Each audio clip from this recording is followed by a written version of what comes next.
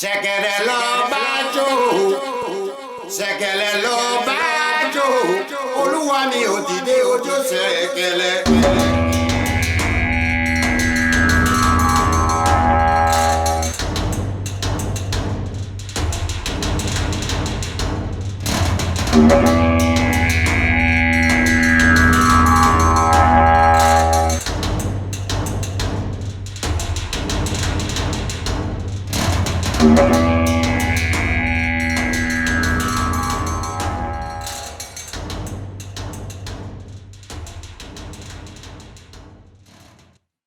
Hello, and welcome to the Ashen Forge. I am Phantom X, joined as always by Diggs and the legendary Neurotoxin. How are y'all doing?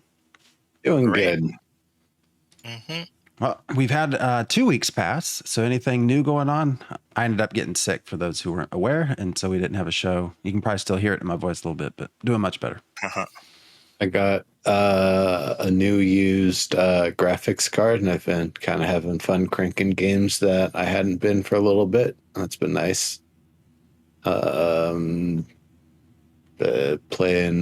other games, definitely been out of the realm of open world multiplayer MMO for kind of the past week. Nothing new with me, hanging out on the forums like I normally do. That's about it. Sorry, T-Elf. Admittedly, I could probably be a little bit better with communication. But yeah. Bet you were sick. Yeah. So, I unfortunately had an episode of the COVID, so and I spent pretty sure I've had it before, just my nature of work, but man, this thing knocked me on my ass for 3 days. Tiredest I've ever been. Doing better. Yeah, terrible timing too. Yes, it was. I was supposed to marry my officiate my sister's wedding, and I gotta be careful how I say that, because I was telling my residents that, and they looked at me funny, and I realized it dawned on me. I said I was going to marry my sister. I was like, oh wait, no. Officiate the wedding. That's funny. Let me reword that. That's great to say. Yep. To some people in the Bible Belt, that means something else, right? You're marrying your sister and you got hit with the plague. Okay. Actually, my best friend I've known since I was legitimately like 6 months old. I went to the same babysitter. He ended up doing it for us. So Cool. Anyways. So we got this coming week is the next live show. So a live stream. So I think there's a few questions left from the last one we've not really gotten to. I also pulled a list of questions. I always like to see what everyone's posting to get their questions selected for the live stream. So I've selected some of those that seem like interesting discussions as well. Good. The title, the Combat Conundrum. I want to start with this because I just posted this in our Discord. I was just curious. So I was looking through the forums. I'm not as big of a forum person like Diggs, but I thought, I'll pop my head in. And there were a couple of posts, and it was just kind of humorous to me because it was sort of the PvP crowd dawning on them what it means to have open world bosses, being 80% of their open world bosses. And PvP occurring at the same time. So now there seems to be this big push of like, no, we need to talk about this. And like, these are, your Lineage 2 players, the ones that probably get on you as for care bearing if you're not like a PvP player. So it's just it's like, now, wait a minute. I accepted the fact as a crafter, I'm going to have to PvP. Now you're going to have to accept the fact as a someone who runs in guilds to do raids that you're going to have PvP. It was just interesting to see. My thought is, if you want open world PvP, that's just what it is. I think somebody tossed out that EverQuest 2, they are the only game they know of that has open world PvP on the PvP servers with bosses, and they never, EverQuest 2 have never changed anything when it comes to encounters or anything like that. If you're, they leave it the same.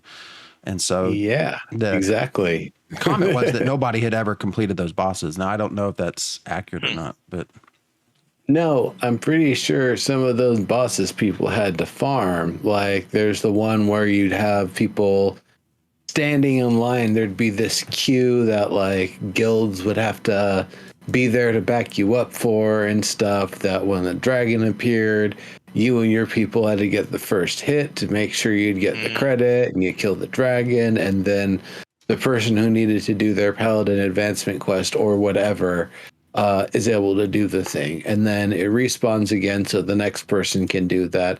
I'm a little hazy on the details, but I remember that being a thing from ways back.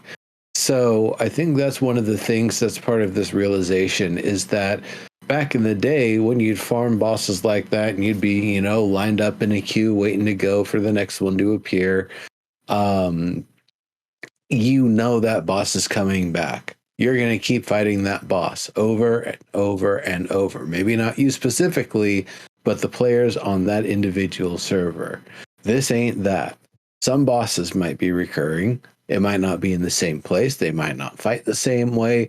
There's no guarantees that things will be exactly similar to the last time you faced them or a similar likeness to them.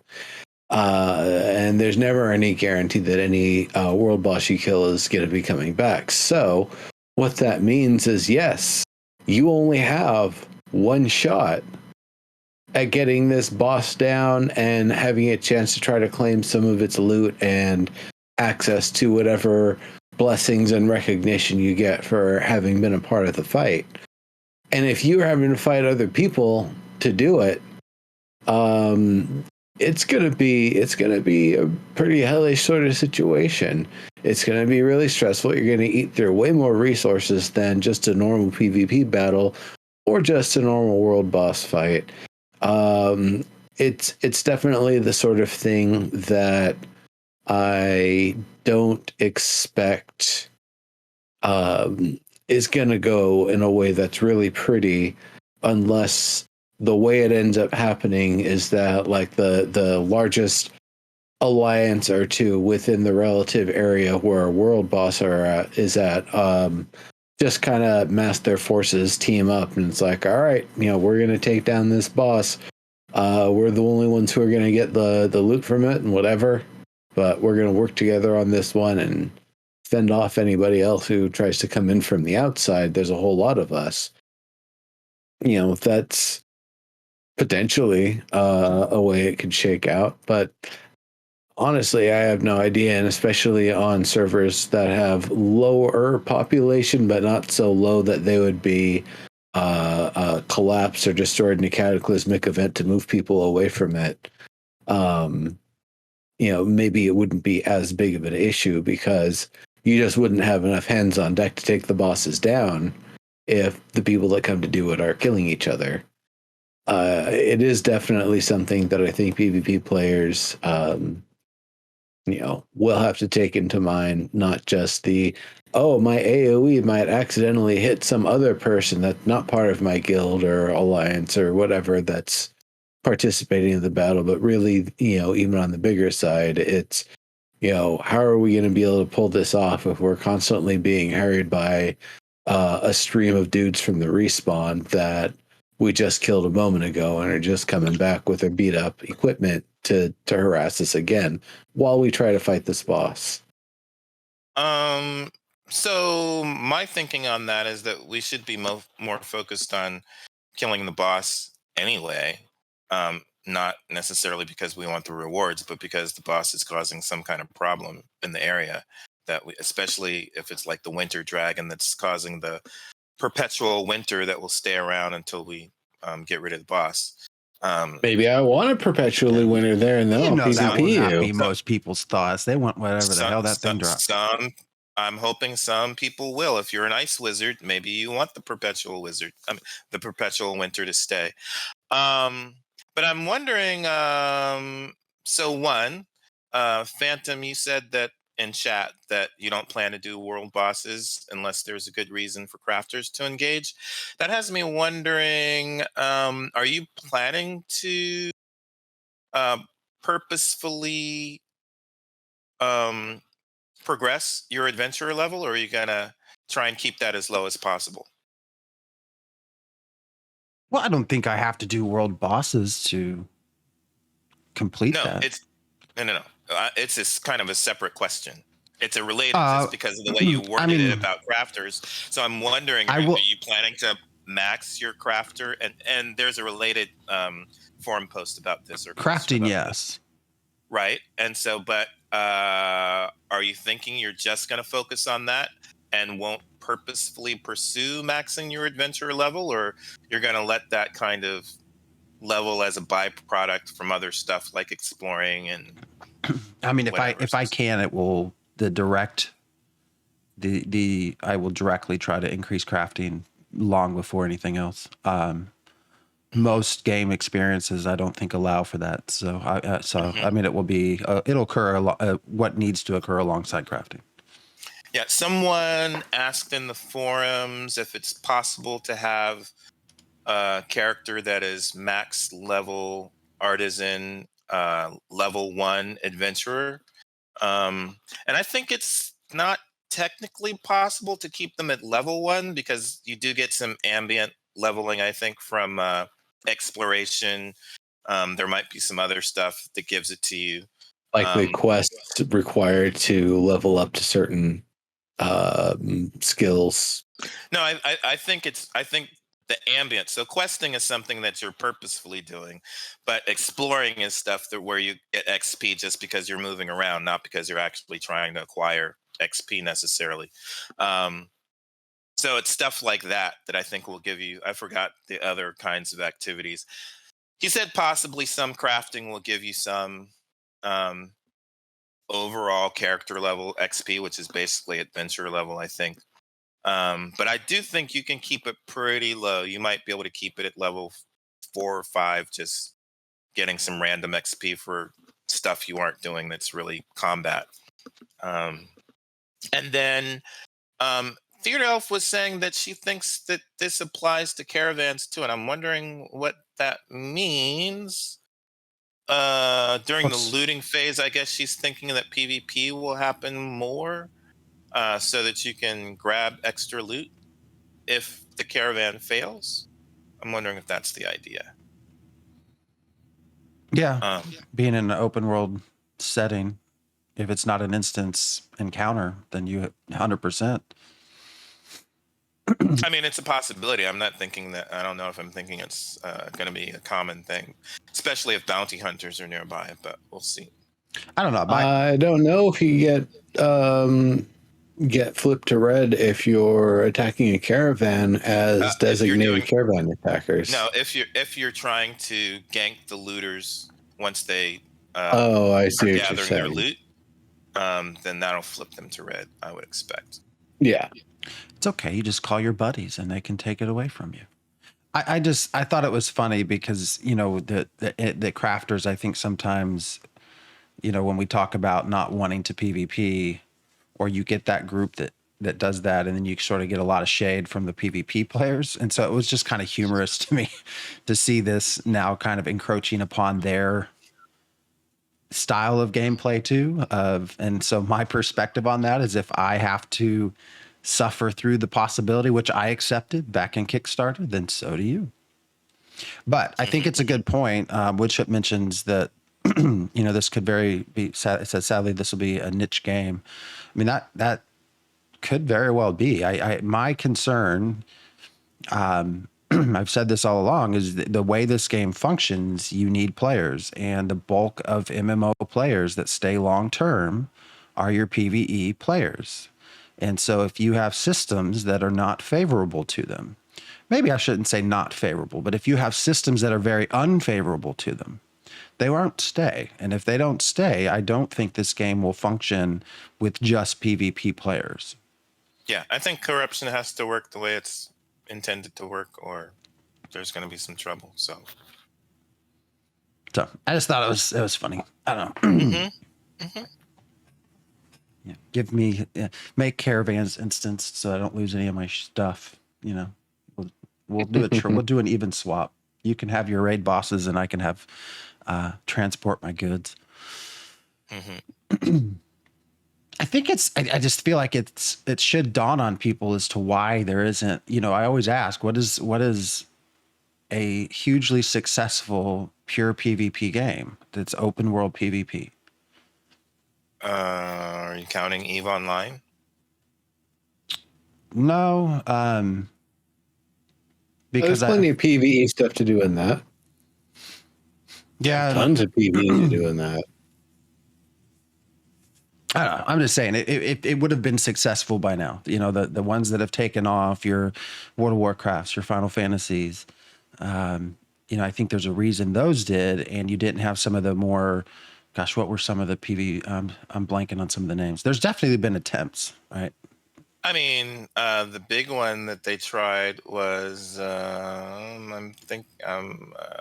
starts with the S. Shadowbane. Shadowbane was back in the So day. I think Eve Play is to just Crush. inherently different. I feel like Eve is just a Play very to different game, very different experience. It's a bit of a different thing, but I suppose Planet Side. I mean, it's not really an RPG. It's a Yeah. first person shooter. Yeah. Yep. All right. Well, we can keep moving forward. So some of these questions, honestly, from last time didn't seem too exciting. One that did pop out, though, and I'm just more so curious about everybody's opinion than necessarily what Steven said, but there was a question about node leveling. It said when it comes to mayor construction projects, how long will it take players on average to fill or build up a node completely from wilderness to metropolis? And what he had mentioned was specifically, well, he said two, not a full wilderness metropolis, but he said hours for crossroads. But he mentioned several weeks to go from a city to a metropolis. And I think that's several weeks real time. And also mentioned how mayors have a 4-week real time swap period. So do you think, I feel like, do you think things will move too quickly? Is a couple of weeks, I'm assuming, several weeks. So I think of several as 3 to 4 to go from city to metropolis. Is that too fast? Is that too slow? If we're assuming 4 weeks is the average, that's probably too fast. If 4 weeks is the minimum, where you've got tryhards that have made cities into metropolises many times over. They know the steps, they know the proximate resource load, they know all the this and that to do it as efficiently as possible, as well supplied as possible, with as little friction as possible. And of course, ready to defend their gains along the way, so that way sieges don't, knock them off course. If that is who will do it in 4 weeks, then I don't think it's too short a period of time, because that's likely not going to be the case with every metropolis. It's likely going to be a later down the road sort of thing for the amount of resources and materials and stuff that I'm kind of hoping and expecting to see needed for the whole process, plus the actual workload, whether it's being done by players or NPCs or a combination of them, to convert raw material into the different high quality materials that are going to be used in the upgrade process in the resource load. Under those terms and conditions, I would imagine 4 is like the fastest, maybe 6 to 8. And I would imagine they want it to be a longer sort of thing. So if it does, if you're building towards a metropolis in city A, and city B, that's a few over, but that you would basically be in conflict for metropolis for being in the same area. They're also gunning for metropolis, while now you've got, the different kind of PvP encounter where you're trying to probably a combination of build up yours as fast as possible and sabotage theirs as much as possible. Yeah, so I'm looking at the wiki right now. The wiki says city takes a few weeks and metropolis takes many weeks. And because I've been thinking it's probably going to be closer to 6 to 8 weeks. I think city is probably going to be 3 to 4 weeks, and metropolis could be 6 to 8 weeks. many weeks. But that's what Alpha 2 is for. Yeah.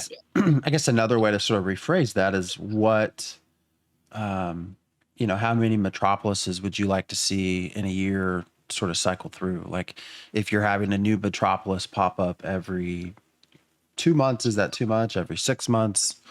Like kind of what sort of stability do you think should be present?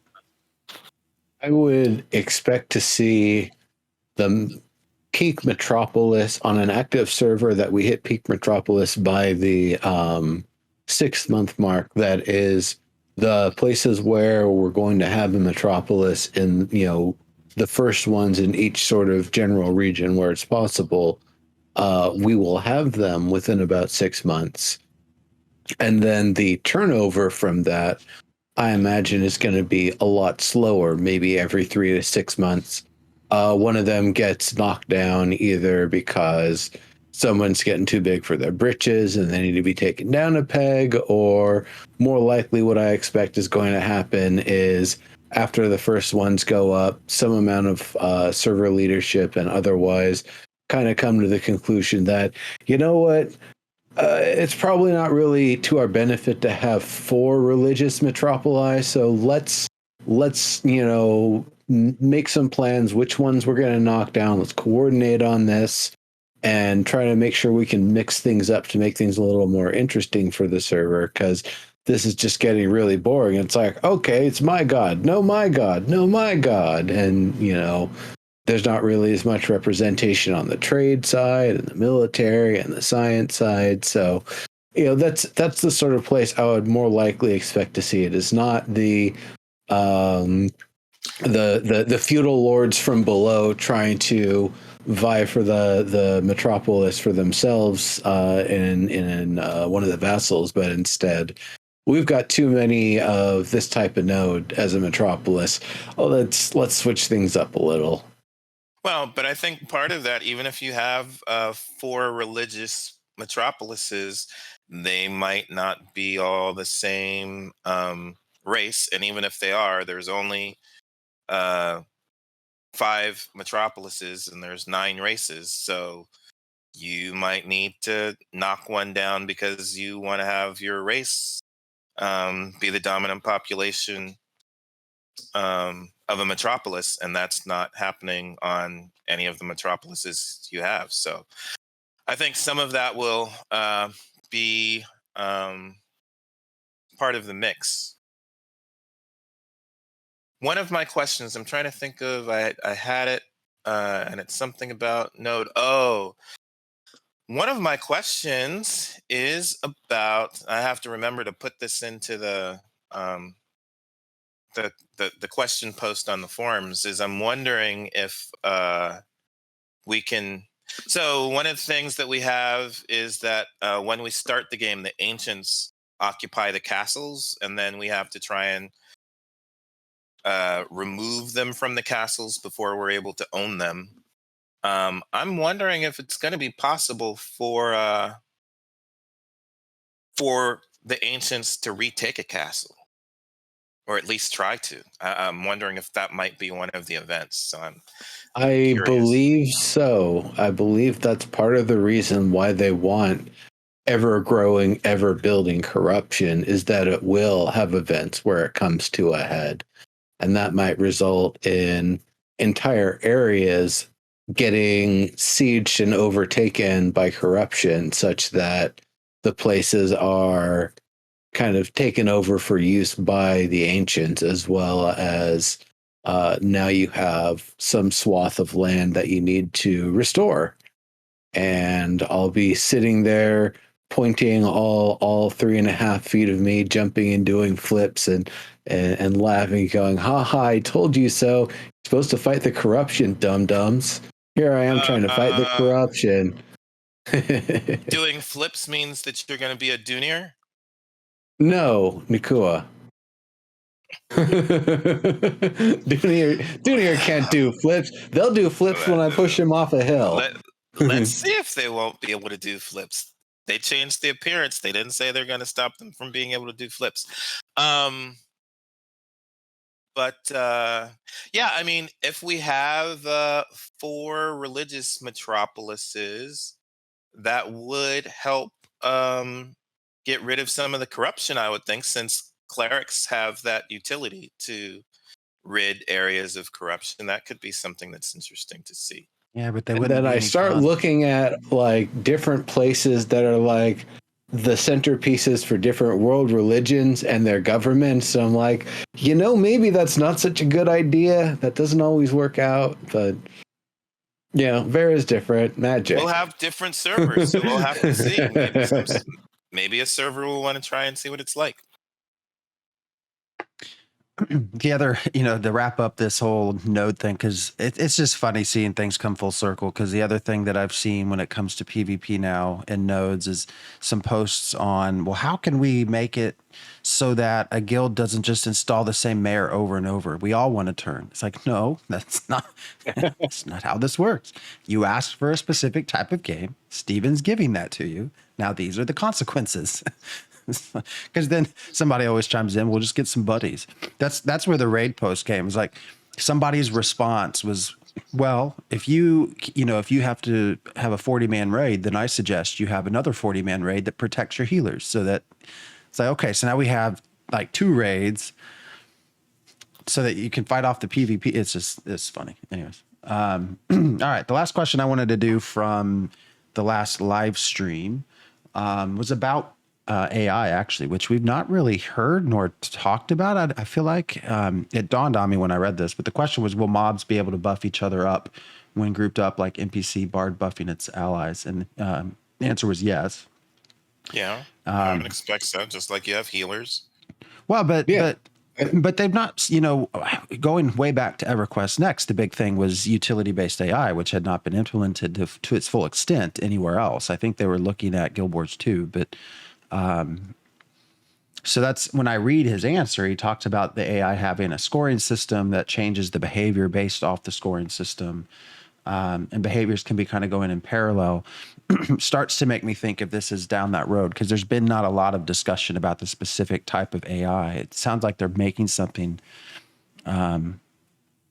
internal, but this was the one thing that really got nowhere with EverQuest Next. I mean, we knew the people who were doing it. It kind of never made it from paper to, actual developmental code. Mm-hmm. I feel like it was something we saw used in little bits here and there in some games, but not really to the extent that we're looking at here. It'd just be like simple little coded tricks. For example, I think of a JRPG when one of your allies gets to a certain health level, you'll start putting buffs and heals and shields and stuff on them. Or one of the later ones that I enjoyed from Final Fantasy IV is these enemies that would cast wall on themselves, and then they would just reflect the shots off of themselves because you can't double wall a spell. It would automatically hit the person on the other side. There's no way you can stop it. Just a real funny enemy, because sometimes they cast it on themselves when they already have it on themselves, and it's like, oh, you cast wall on me, well, thank you. And then it's like, oh crap, well, I'm glad you did that, because that's how I'm gonna have to be able to beat you here. But that is something that I feel like is not played up enough and not utilized enough in MMOs. I feel like you would see enemies with buffs on them in like WoW, for example, and you could use Dispel Magic to remove the buff. And maybe they don't get it again, or maybe the next time they use their charge attack, it kicks back on, or they had some other thing that would reactivate it. It would have some limit, but it would be a thing. I think that we should be seeing more of that. Going back to the idea of things being parallels of tabletop role-playing games, you're not just casting buffs on your friends willy-nilly unless they're really temporary or really weak ones, because otherwise they're eating up your spell slots, and you can't just drink a potion of mana and get your spell slots back. That's not how they work usually.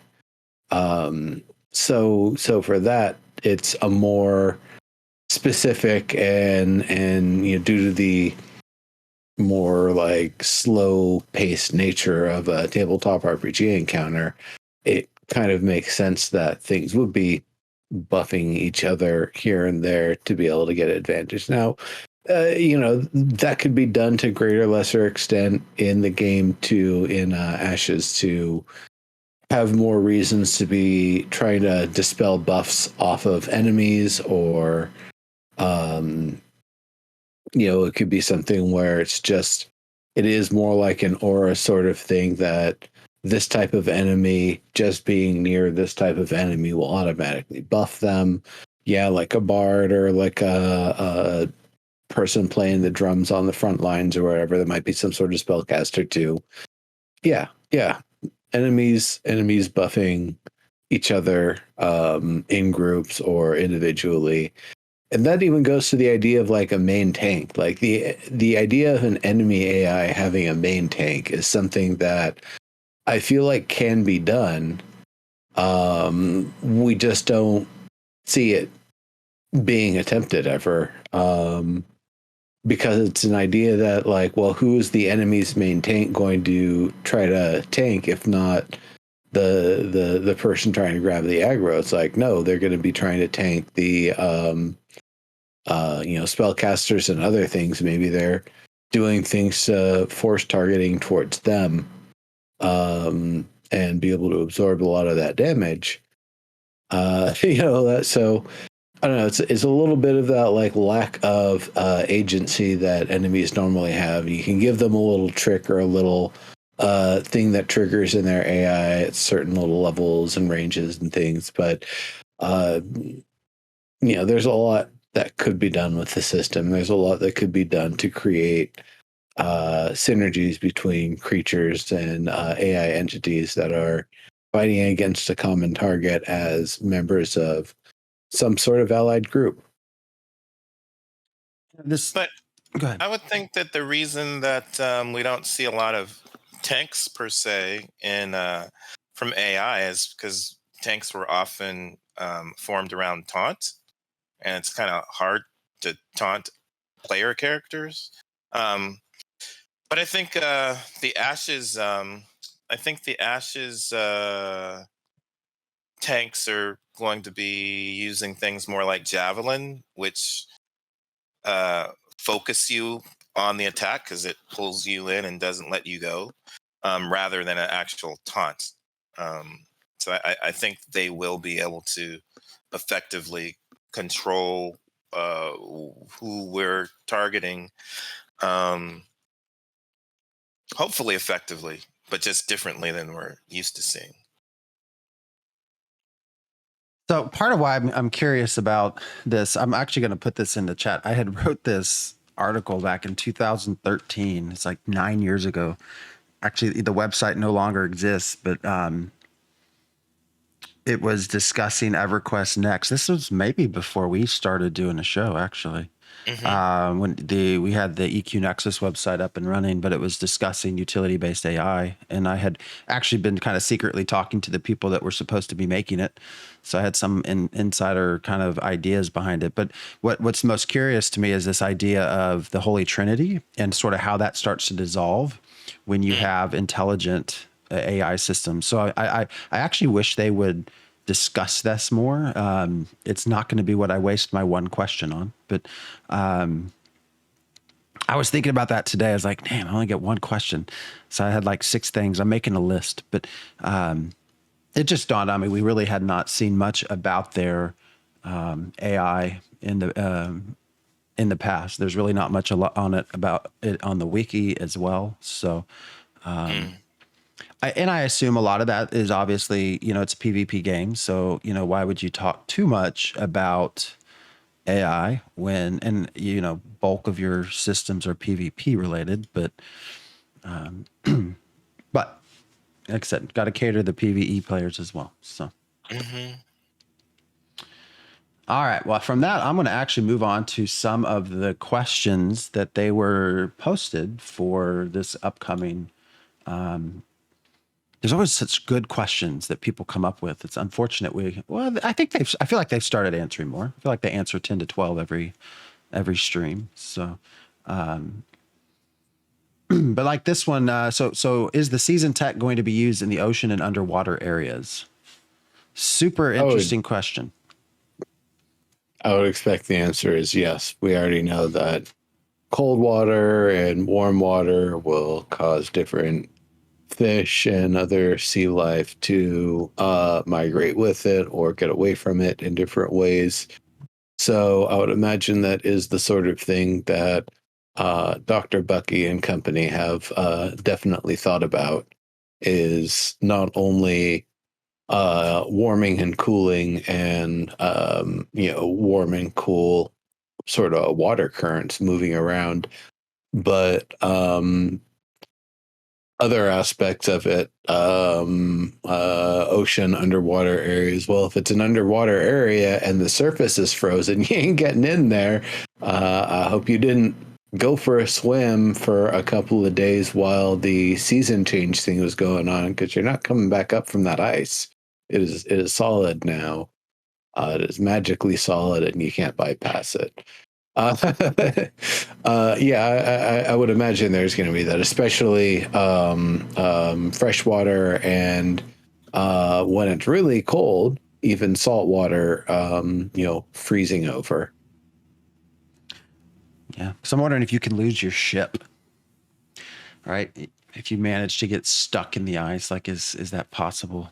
That would be the best. Not that you lose the ship, but that's just where it's located, and now you can actually disembark and, I don't know, fight ice elementals on the snowpack outside or something. That'd be a fun story.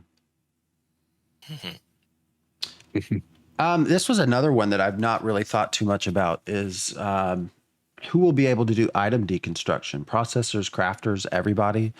I think this is actually a super important question, because one of the things that changed, I feel sort of under the radar, changed a lot about World of Warcraft, is when they changed disenchanting, which used to only be done by enchanters, which very much influenced the economy. They sort of changed that to where everyone could. So, if you got an item in a dungeon and you didn't want it, it would just auto disenchant it for you, which very much changed systems and sort of interactions from players.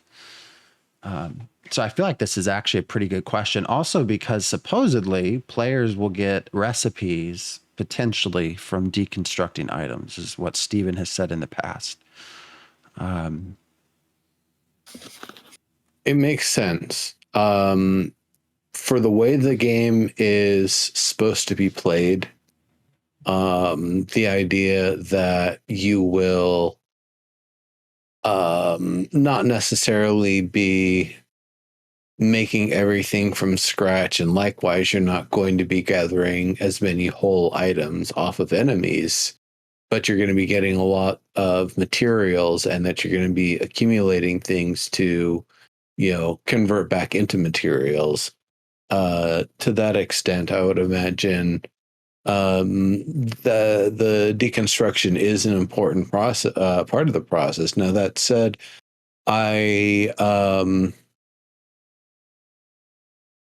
it's an interesting sort of thing, because I think it would be okay for both processors and gatherers to be doing the deconstruction and dismantling. The reason being, the current system is somewhat at an imbalance, that if you have completed items and your stuff gets knocked over, you can still get your completed items back, or if you're killed on the field, but you'll lose your resources. And so this would be something that, it's not that you're necessarily turning things into weapons that you'll never lose, with the intent that you'll then break them back down later when you get to your destination. But I think it's more along the lines that if you're a processor or a gatherer, and you've got extra items that you've collected from one place, or one thing or another, you don't necessarily break them down immediately. So that way, if it turns out that you were going to be jumped carrying the materials that you'd have gotten breaking them down, you can instead kind of avoid that and keep it in the intact state. Then again, it could also be a matter of what sorts of things that you're trying to get out of them. Where it could be that crafters are getting a different resource than processors are getting, than gatherers are getting, and that they might be better at getting certain parts of an item out. Yeah, so you're asking is gathering deconstruction because you're gathering deconstructed stuff, or is it a process because you're I'm asking, does it matter? Like I'm a pretty or direct. can anyone do it? No, I'm just trying to parse what the actual answers could be. Yeah, I mean, if it's not everyone being able to do it, then I would hope that like blacksmiths would be able to deconstruct blacksmithing stuff. Tailors would be able to deconstruct tailoring stuff. I would not want it to be just that there's one thing called enchanter and they disenchant everything. Or especially if you're deconstructing it. But I would want, I think, everybody in a specific slot to be able to have that ability. And that way, some people would have to go to you, but you would also have to go to other people. So you could do some kind of trade that way, as long as it's not just everybody has to go to this one person to get it done, or one type of person to get it done. That's what I would hope, but I have no idea. I would think of a modified approach. It'd be the perfect world. Like, if you have a shirt and you're not a crafter, I feel like you should still be able to probably tear it apart, right? And just have some cloth, because anybody can do that. But if you want to get the most out of it from a deconstructed standpoint, then I feel like you should have proficiency in whatever it was to create it. Mm-hmm. So kind of a blended, everybody can get a little bit of something. But what always stuck out in World of Warcraft, I mean, there was no, just everybody got the same out of it. So exactly, yeah. Talk about like an overnight change to your gold. It was terrible. Mm-hmm. Alternatively, it could be, it could lead to a different gathering and processing track where if a crafter is just breaking it down into its smaller parts, perhaps a gatherer would be able to take an item with some history and break it down not into its material components, but more of like a magical, remnant of its deeds and what it's done and where it's been, and kind of use that as something that can then be processed and put into a crafted item. So it would be some things you're gathering from the world and processing and crafting, and some things you're gathering from completed items and then processing again and crafting with. All right. This other question was more around sort of achievement hunting. So it said, serious question, how many sandal collectibles, Easter eggs can we expect to have for achievement hunting in Vera? My question is more like, does that matter to you? Do you think they should take the time to put these sort of achievements within their game of hunting down sort of the unexpected, which will quickly become known, but make it part of archaeology? Find some way to weave it into the story and the lore, perhaps, or otherwise, it could be something where it's a very, very, very small thing you get every time you find one, but there's 100 of them spread across the world, surface and beneath in total. And every time you find one, you get a passive 0.01% health and mana regain buff, such that when you found all of them, you get a one whole whopping percent mana gain and health regain increase. Congrats, you found them all. Or I guess in Ashes, maybe you would make it a part of surveying. I think Yeah. there's different ways you could do it. There's a lot of things that could be done with it. They could be altars you use throughout the world for various things. I mean, that's something I actually enjoyed about EverQuest 2 was the idea of, they actually had a lot of shiny things that were sort of spread out, and you had collectibles. You could have a collection of shells, and some were more rare than others, but also in lore, right? So they would have books spread out, and you would collect pages to create an entire book. There are even quests that were sort of Easter egg quests, right? So anyone who played EverQuest, you always, of course, knew of Journeyman boots. There was a heritage, I think they were called heritage quests that were sort of hallmarked back to things that occurred in the first EverQuest. So I would actually be very favorable of it. Actually, I think I know what they should be used for. They're found rarely at the peaks of high areas, and when accessed, it gives you a buff, an enchantment. The next time you jump, so long as you haven't gone a certain distance from it, you go way into the air, and you've got these 2 giant sandal wings flapping, and you get to glide for maybe about a minute and kind of look through and around and survey the area and, maybe make a fun little cinematic video. All right. Another good question was, will there ever be an unarmed class of weapon for those who want to see a monk style gameplay? I feel like that's a good question. Is there, because I didn't realize, is there not like a monk style in the 64 we have? No, and I don't think there can.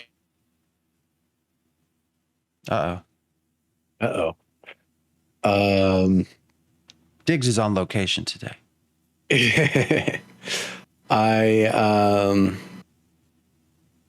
I think if disarmament was a larger part of gameplay, this would be a cool thing to have and focus on. But the fact that you're kind of expected to just have the weapon in your hand and have some weapon in your hand the whole time kind of flies in the face of doing some sort of an unarmed style. It could just be based on the attributes of your gauntlets, and if you don't have gauntlets on, then you break your hands when you hit anything because it's made of steel and your hands are not. But that's when I think about it, I'm not just thinking of like boxing or like punching, kicking sort of thing.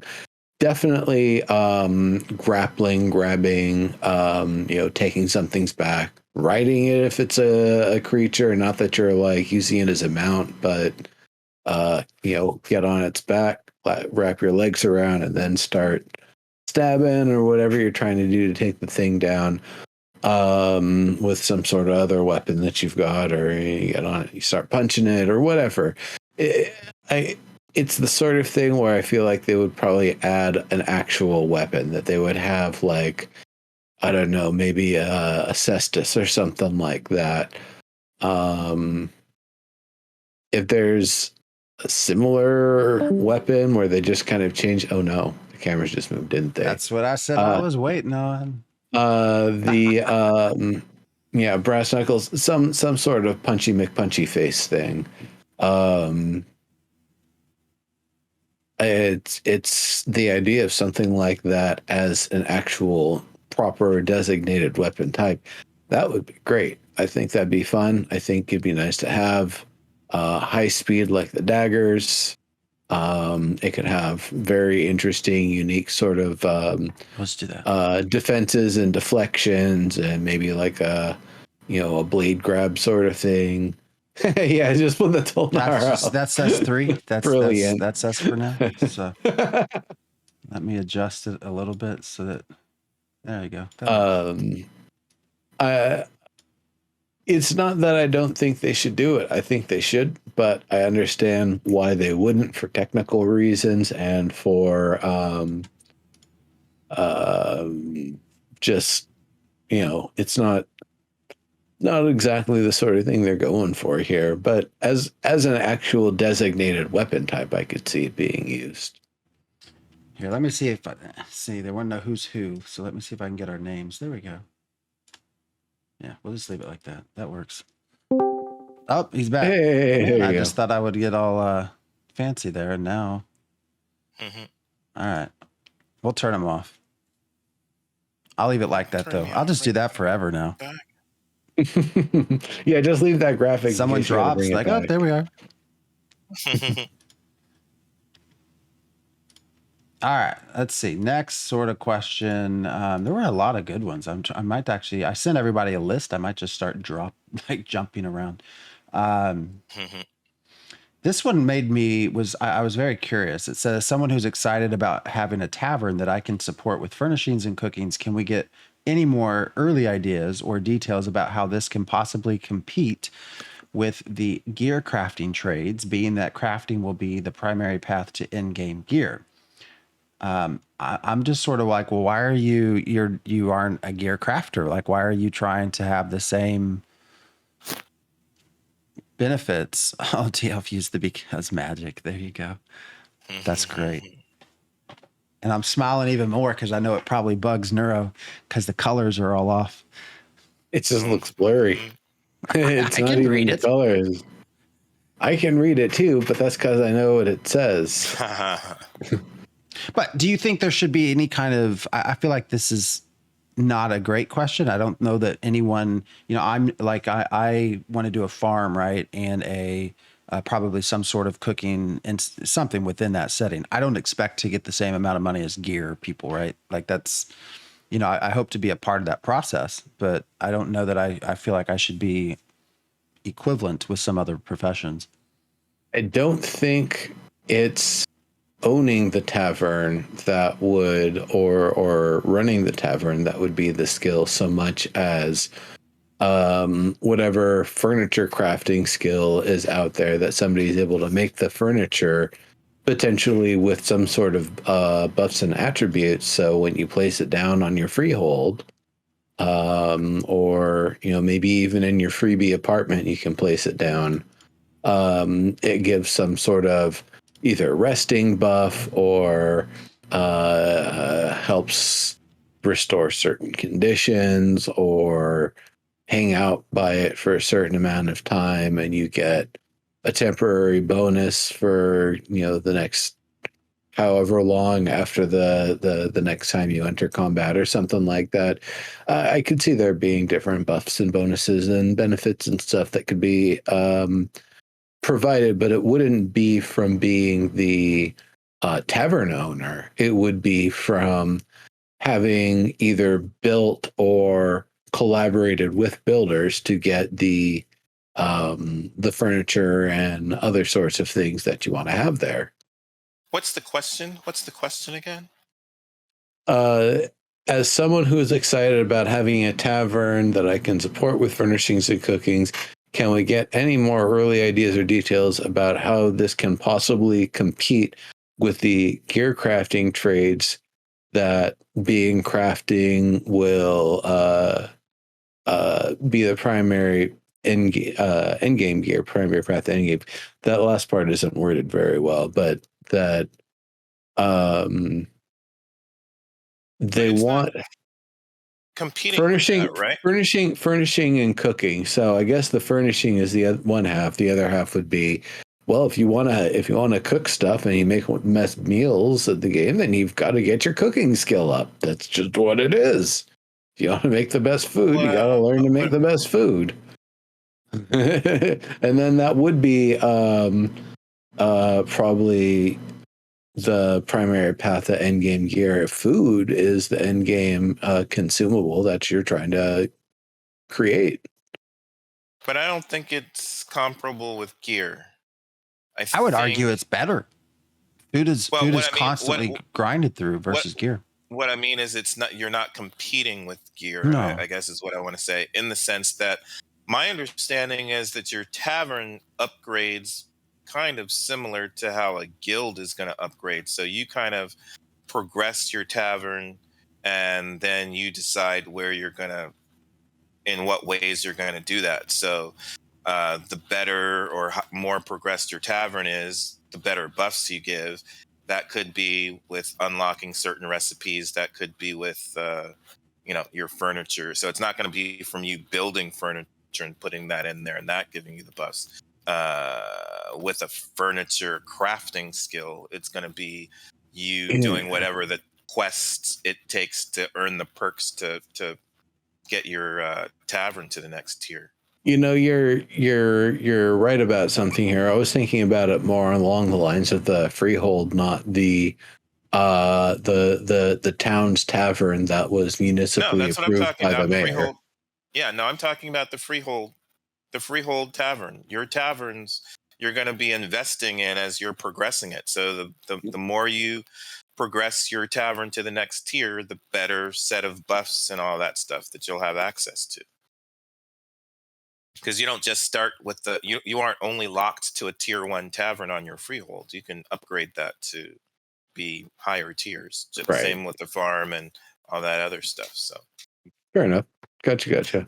I wonder if you can. I hadn't thought about this, but now I'm wondering if you can have a hospital or whatever, like some kind of medic. I wonder if that'll be one of the building types. I see it in a science node. I see it in a trade node. I see, at least triage in a military node. But then the religious node, no, just go get some pray for healing. Well, I'm saying other people might do that, so you might not be doing that for the mayor might not be doing that. But if you put a freehold in a religious node on the outskirts of the city, that might be a place that you want to do it. I don't know. I would feel like the argument will come to you. I don't know. Against that is the idea of having healers, right? So, okay, what are your clerics and everybody doing if you have to run to a hospital? You don't have to, but you might want to.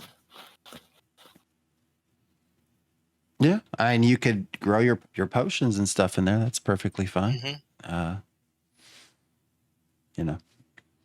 What I had sent this list to both of you too. I don't want to keep just reading off questions. We're getting towards the end of our time. So, was there anything on here that you were interested in talking about? Will the Tulnar be able to choose their racial abilities? Probably. Maybe. I don't know how much differentiation they're going to have from your appearance to how that reflects in your attributes and your skills. It's either not at all, or maybe a bit, or it totally affects everything. That's, I can speculate. Yeah, I'm not expecting it to change her racial stats, but we'll see. Well, here's where I still get confused by Tulnar. When you read the wiki, they are a race among themselves. So why? That's my point. Like, why are you having, how do you choose? They're going to need to redo the lore and descriptions. It's, I mean, does that make sense? So. Like, how do you choose a racial ability when you are all of the same race? That's what I'm saying. I think it's just going to be one racial stat of Tulnar. I don't think it's going to be like subdivisions of sub races or anything. I think it's just going to be Tulnar. I like the question too. This actually, I don't know why it made me feel dirty. Maybe that's the wrong word. There was a question about branding, and I thought, wow, people really, that seems like a lot of effort. It said, I and other company guild owners have a lot of time behind some of our branding and names. Are there any plans to bring back guild name reservations? If not, is there any plan to avoid this conflict or a way to have precedent be a ruling factor? I could just imagine some of those fights about my brand's more important than your brand. I didn't realize that was a thing. It's one of those things where I can understand the importance of this. If you're a guild or a large group that's coming over from other games, you have a community of, thousands that you bring from one game to the next, usually a few hundred at a time at the very start, and then the rest will jump on. I can see how that'd be important, but I will also draw a bit of a line and say if the branding is so important to you and you've done so much to establish the brand, then what would it take for somebody to kind of cheat you out of that and have it be an issue? And then what are you going to do about it? Like, if you are the Death Skulls from World of Warcraft, and those people are the Death Skulls from Guild Wars 2, and you're both the Death Skulls, and you've got proud Death Skull culture or whatever that's completely separate, and maybe people have gotten confused between the two over the time, but for the most part they're known to be separate entities. Somehow they both managed to pick the same server, same name, you know, someone's gonna move or something. I feel like it's the sort of thing where maybe more of the issues would be with people snatching up names from groups preemptively, knowing that they were going to go to a server, but getting there before some other person got there. I did that in the past. PlanetSide 2 beta, I changed my I created a user with the username of one of the developers and totally snuck that out. He wasn't a developer at the time, but he was a person well known in the community. I was like, nope, that was me. I stole your name. Stole your beta name. Choose your server wisely. Yeah. Choose your server wisely. And yeah, I would imagine if you've got a large community, they like large communities. There's, a community marketing lead that's played games and stuff before and knows how to talk shop with people. So, just don't be rude about it, and you'll probably be able to figure something out. Mm-hmm. We're starting to get towards the end. We kind of touched on this earlier in the show, but this was a question that I thought was funny or fun too. It says, hey, I'm hoping this question can be answered because I think I speak for many fans. Many of us are worried about streamers or people with higher influence running for mayor. How or will you implement a sort of no rerunning for mayor in a certain amount of time? My thought would be you are able to run for mayor back to back 2 times in a row, like presidency, and after that you put on a 3-month cooldown. And I feel like this is a very interesting question because from a marketing perspective, it makes entire sense to let them be mayor. I mean, it's no secret that really Ashes of Creation interest absolutely blew up once they had Lazy Peon and some of these other people start putting notice on it. So I can just imagine trying to tell someone who's brought, thousands and thousands and thousands of eyes on your game. Nah, you're only get to do it twice and you can't do it anymore. I think, why would it matter? So it's only scientific nodes where you get to vote. Any other node, I mean, you're gonna have to work at it. So if it's an economic node, you have to be the top trader. If you're at a military node, you have to be the best at PvP, I think. And or you have your person that represents you on the battlefield. I don't know if they're going to do the champions as NPCs. We haven't heard anything about that. So what, all of your guild is just going to let you destroy them in PvP until you get to the top spot? And then religious nodes, you've got to earn the top religious thing through questing. So I guess everybody else in your guild could just choose not to compete with you or something. That's going to be really interesting to convince the people in your guild or whatever to underperform just so that you can be top dog. Not because you are adequate enough to be top dog on your own, but just because other people want you to be top dog, so they just won't play. I can see an argument for this, not because of influencers, although I think they just wouldn't tell them no, but because it doesn't make sense to. But I could see an argument for this. What if we get a year into the game and it's boring because nothing's changed? Because you do have these, 6 people that are kind of running things. Introducing a way to remove someone like that and say, oh, you get a 3-month cooldown, would certainly add in extra intrigue and change that is sort of required for the world.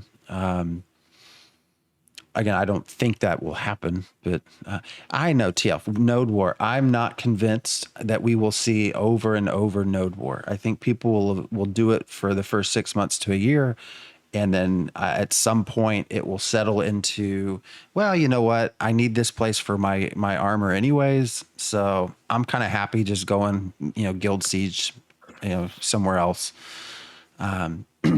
I still think that's a very big possibility that everyone just sort of settles into I'm kind of comfortable and I can get my PvP jollies out other places. So, well, Ashes is supposed to have GMs. I would love it if they would just decide, hey, this city has had the same mayor for 6 months, so we're going to go in and create an event where we destroy the node, or we have a monster horde and attack it. And now you've got you no longer have a metropolis, you've got a city, and let's see what city becomes top dog. And I was just thinking of an NPC led sort of scandal to levying allegations against the mayor that takes him out of rotation for a little bit. But they have left themselves an out for this, right? Because when we had Steven on, this is actually probably one of the better performing shorts that I've made. He talks about expansions and having these little ways of implementing, small package changes. So they could very well just say, well, this is a quarterly sort of expansion. Oh, there goes your metropolis. Sorry.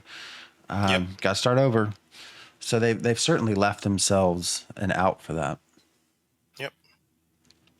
And again, it could always just be, oh, everything's stagnant. Well, the corruption isn't. It's a creeping. It's a creeping. It's a creeping. Oh, hey, it knocked your place over. Sorry. Yeah. The last thing I start doing something before the server's doomed. Yeah. The last thing I want to mention too, or talk about real quick, is this last question on the list. It says, will players be able to change artisan classes at any time? If so, are there any systems in place to stop players from gathering until servers reach blah, blah, blah, and then switching? I looked on the wiki, because most games allow you to change your mind, right? Now, some of them, it requires money, real money. Some of it just requires a gold sink. And so I was curious about this, and there's nowhere on the wiki that says you can't do this. So there's apparently never been a statement made. I actually hope they answer this question, because I can't find anywhere where it's been said for sure or not that you won't be able to change your artisan path once you've started down it. Do you think we should be allowed to? I think it's risk versus reward. If you can't change your primary archetype, I think it should be fairly similar for artisan. So on the other hand, maybe if you can change it, it's going to be at the same level as changing your secondary archetype. I don't think you're just going to be able to change it on the fly like you can for WoW. Give kind of a simplified analogy. Let's say there's 10 tiers to crafting, not necessarily levels, but tiers. I could see where maybe tiers 1 to 3, anybody can learn all of them. That represents anybody being a jack of all trades. You're going to be able to get enough skill from that to advance in any other one, but you would have to do a quest and commit to that one to start getting access to the tier 4 to 10 stuff. At some point, you decide, maybe this isn't working out. There's too many of them. Whatever, I need to change careers. You can either pause that experience, or you have to do something where you switch careers doing a quest, and every time you tier up in something else, you tier down from the one that you were highest in, such that it will eventually invert and you'll be back to 10 and 3 respectively. That is something they could do. The part that makes it a little like, well, why'd you lose the skill? Well, it's magic. Because magic, that's why. You changed to different muses. Yeah, I think the way it's supposed to work is you have points to put in, and you can spread them out in the beginning if you want to, but that's going to make it less likely for you to become a master. So if you want to become a master, you're going to have to decide fairly early that you are going to not spread out too thin. That's the way I think it currently is. I don't think you get to change once you... I think you have enough so that you can kind of dabble in a bunch of stuff.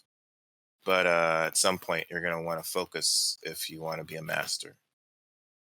I don't think you get to change it too much. I'll have to look for that, though. I wouldn't imagine it's going to be a quick process if you are able to, but I would imagine they would want people to be able to do that just to reduce the alcoholism that would otherwise occur. Mm-hmm. Yeah. Which then would run into the face of, one citizen per account, or at least one per server, which they might, one per account now, they might change it to one per server, but that was still, it's like, well, this one's the citizen, but that's the one I'm really doing the crafting on. They don't get to be a citizen. That sucks. Yeah, and if they introduce a change, if you have very few of some path, I so want to make it hard to get brought up to speed from a server perspective either. I don't know. I feel like I guess the question to me is not should you be able to change. I think that's fine. It should take a lot of effort, but like you point out, Neuro, the question is okay, well, what happens to what I was already a master of? Do I not lose? So can I switch back to it later and not lose what I've gained? But when I'm no longer that master because I'm something else, I only have access to the basic levels. Or does it just wipe it away completely? And so if you, you want to go back to animal husbandry, well, got to start from level 4 and go on up to 10 again. I don't know. Yeah, because that was the way it worked in WoW. Oh, you want to change professions? Great. So here's all of your mining skill, and I'm going to put it in this toilet, and I'm just going to flush it. Oh, there goes all your mining down the drain. You'll never get it back until you rebuild it again from scratch. Sorry, too bad. I never really liked that. I like the idea that, it's a trade-off sort of thing once you get beyond a certain, basic threshold. And then beyond that, maybe as a kind sort of thing, once you've gotten to a certain level of mastery, it takes less effort to get back to it again. But if there's a trade-off system, it's just going to be that the meters move faster than they used to the first time. Not that you're going to be able to do like 10 and 6 now because you were able to wiggle them back and forth. Yeah. Yeah. And I'll turn on my mic so everyone can hear me. With Diggs dropping, I think we're going to go ahead and cancel for tonight. And we went a little cancel. Extra. We've had the end of an Not episode. Cancel, this over. Is the wrap up. Yes. So everyone, thank you for joining us, and we will be back next week actually to go over brand new streams. So an hour into the show and it's canceled. Yeah, sorry. I'll blame that on illness. Just trying to get my head straight again. So, all right, everyone, have a good night, and thanks you for watching, and we will see you soon. See you later, everybody. Take care.